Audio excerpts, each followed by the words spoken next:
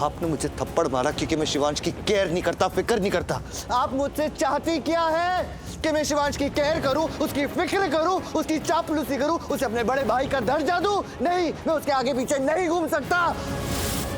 और शिवांश मेरा सौतेला भाई है, आप सबने सुना यहाँ पर किसी को शौक नहीं लगा।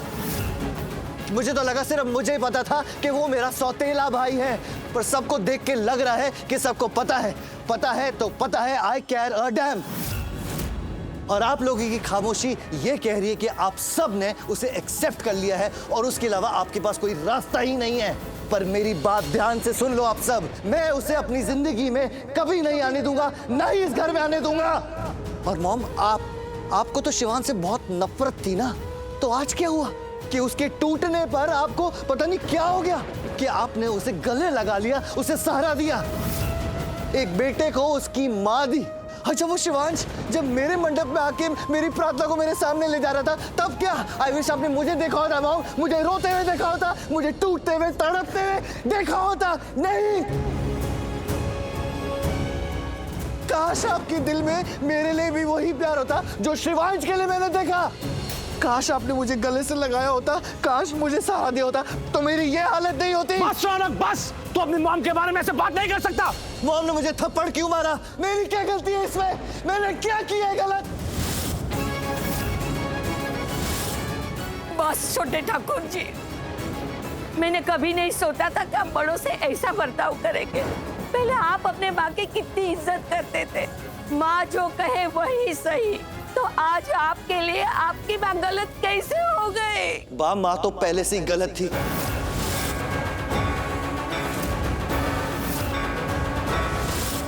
बरसों से अपनी गलतियों पे पर्दा डाल रखा था, आज अतीत का राज खुला तो इनका चेहरा सामने आ गया, इनका बेटा सामने आ गया, जिसके लिए मुझे थप्पड़ मारती रहती है, मुझे गलत साबित करती रहती है। बस रौनक, अब अगर तूने एक शब्द भी कहा ना स्मिता के खिलाफ, तो मुझसे बुरा कोई नहीं होगा। छोटे ठाकुर जी, आप सबके सामने ऐसे आपकी माँ का अपमान मत कीजिए। मैं किसी का अपमान नहीं कर रहा बा, मैं सच कह रहा हूँ। शिवांश जिए या मरे, आई कह रहा डैम। रौनक, यहाँ बात सिर्फ शिवांश की नहीं हो रही है, यहाँ बात प्रार्थना की भी हो रही है, जो शिवांश की पत्नी है। तू प्रार्थना पर इतने इल्जाम लगा रहा है तो वो कैसे सुनेगा? रौनक, जब शिवांश की शादी हुई थी प्रार्थना के साथ, तो प्रार्थना ने मुड़कर तुझे देखा भी नहीं था, और तू। आंटी, आप इसे कैसे बोल सकती हैं? आप तो प्रार्थना से नफरत करती है ना, आपको वो तो अच्छी नहीं लगती। यहाँ बात मोहब्बत या नफरत की नहीं हो रही है, यहाँ बात एक लड़की के चरित्र की हो रही है, जिस पर उंगलियां उठाई जा रही है, और ये सही नहीं है, क्योंकि वो लड़की कैरेक्टरलेस नहीं है। उस लड़की के बारे में तो मैंने तुझसे जाना है रौनक। रौनक, तू ही हमेशा मुझे कहता था, माँ प्रार्थना ऐसी लड़की है, प्रार्थना वैसी लड़की, तो आज क्या हो गया? Wow mom, you are great. ना आप मुझे जानती है, ना शिवांश को, ना प्रार्थना को, फिर भी आपको लगता है कि आप सबको बहुत अच्छे से जानती है। मैं सबको जानती हूँ रौनक, तू मेरा बेटा है, मैं तुझे जानती हूँ, मैं शिवांश को जानती हूँ, वो भी मेरा बेटा है, और मैं प्रार्थना को भी जानती हूँ। तू भी जानता है या मैं भी जानती हूँ, ये हर कोई जानता है कि प्रार्थना की एक मर्यादा है, और वो लड़की कभी भी अपनी मर्यादा नहीं तोड़ती। मैं मानती हूँ कि मुझसे गलतियां हुई है, मैंने उससे बहुत कुछ कहा है, लेकिन अब मैं उस लड़की पर किसी को उंगली नहीं उठाने दूंगी। वाह मॉम, माँ का प्यार बोल पड़ा, पर ये प्यार प्रार्थना के लिए नहीं है, ये उस शिवांश के लिए है। हाँ, उस शिवांश के लिए। और वो प्रार्थना से तो आप नफरत करती थी मॉम, उसे मेरी जिंदगी में आपने आने ही नहीं दिया। क्यों नहीं आने दिया मॉम? और आज मैं प्रार्थना के खिलाफ कुछ बोल रहा हूँ, थोड़ा सा भी बोल रहा हूँ, तो शिवांश को बुरा लग रहा है, शिवांश को बुरा लग रहा है, तो आपको बुरा लग रहा है। इसे कहते हैं माँ और उसकी ममता। हाँ, माँ की ममता। रौनक, तेरी माँ तुझसे प्यार करती है, ये तू जानता है, क्योंकि जब तुझे चोट लगती है ना, तो मुझे दर्द होता है। शिवांश को चोट लगती है तो उसे दर्द होता है। माँ, एक दिल में ना दो दर्द नहीं रह सकते, या तो आप शिवांश को चुन लो या मुझे। आपको आपके दोनों बेटे नहीं मिल सकते।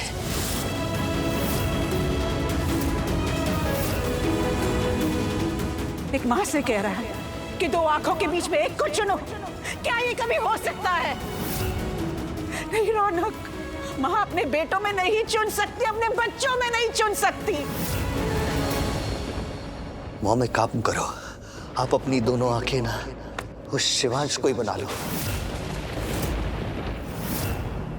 मैं चला। रौनक, रौनक, रौनक, स्मिता, स्मिता, रौनक, स्मिता, रौनक। स्मिता संभालो अपने आप को।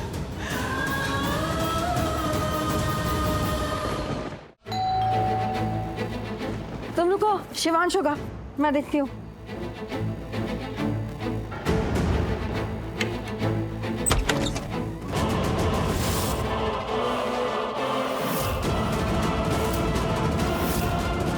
तुम यहाँ क्यों आई हो? मैं शिवांश से मिलने आई हूँ।